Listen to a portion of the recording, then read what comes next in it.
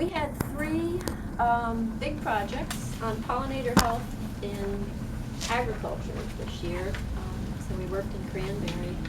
And the first one is, you think about honeybees in agriculture because that growers bring in honeybees. But what we're most interested in is the native bees in cranberry. And there are zillions of bumblebees out in cranberry bogs. They're very, very abundant. But when the bog gets really big, then there's less habitat for these native bees. And I think we're looking to see how we can understand their health and whether we can improve their numbers. So our first study was looking at the colony cycle. Bumblebees renew every single year. The queen starts up the colony. So in the spring, everybody should be thinking about these great big fuzzy bumblebees going close to the ground. Those are the queens, and they need to go out when there's just about, the snow is just gone, and they need to find pollen in order to establish these colonies. So a student in our lab, Andrea Couteau, decided she was going to look to see what pollens are these queens collecting for the different species here in southeastern Massachusetts, and what parasites do they have. These guys are loaded with different kinds of parasites, going from fungus type to protozoans to nematodes, and so we have identification of those going on for our queens, as well as the pollen they're collecting. And what we're coming out with is that the majority of them did have parasites, and we've identified those. And the second is pollen is really, really, really hard to identify, to say specifically what it is. And we think that they may be in the spring, they may be collecting it from the treetops for when maple is in bloom. So we're working with a palynologist. That's a person that specializes in pollen alone. This is how complicated it is. So then our second study is was looking at pesticide effects. As you heard from Erica, growers must manage rot during bloom. So that means that you're going out and putting on these applications just as these bees are coming in to get pollen and nectar. And so we had some preliminary data suggesting that this was a problem for the bees. And I remember, as I was talking to your brother, I remember 20 years ago saying we were going to come up with bee-safe compounds to manage insects during bloom. So what we've done is we've just introduced all of these new insecticides into cranberry that are applied during bloom, and now we have these new fungicides being applied during bloom, and they're all going on at once in what we call a cocktail. So 3 different compounds may be going on at once, so you're getting these massive rates, and then the bees come in and try to do their, get their pollen and nectar.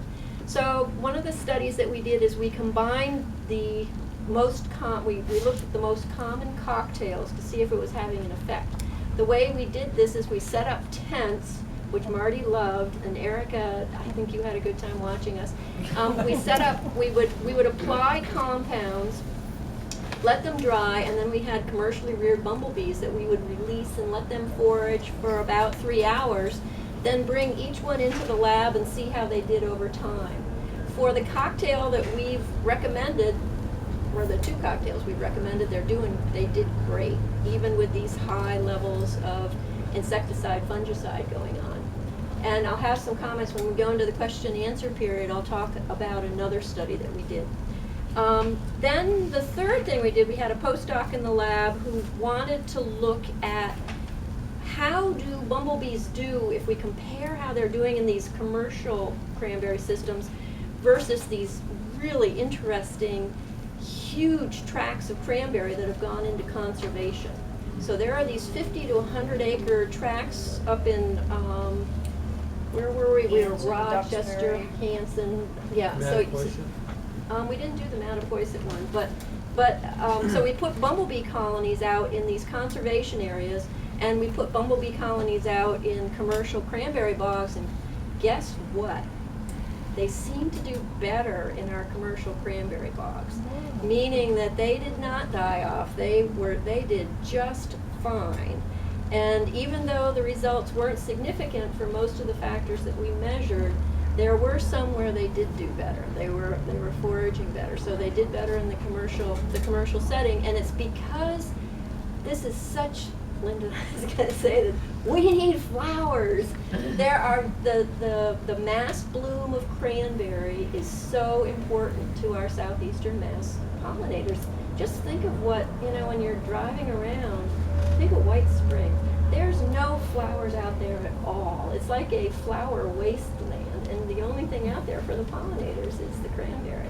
So I think the mass bloom of cranberry is really, really important for our native bees. And so let's keep going. So then the last thing that we did is we have this thing called a scale outbreak, and I think it's funny, you can say, we can see the insects. Well, you can't see these scales. These are little sucking insects that get onto the stem of the cranberry, and if there's enough of them, you get these very, very large die-off areas, and it comes in right at bloom, which is problematic.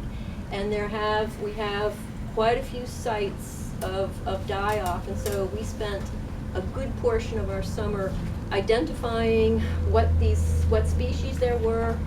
We did a spray trial to see if some